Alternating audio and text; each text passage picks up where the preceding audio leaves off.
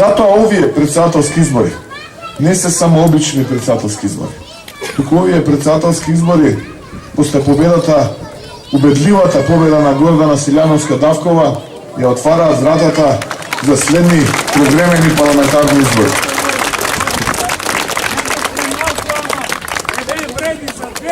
Точно е. И не дека Зоран Заев така вети дека откако нивниот избраник Пендаровски Стево ќе изгуби на овие председателски избори, па ќе распишеле предвремени парламентарни избори, туку едноставно затоа што така народот сака.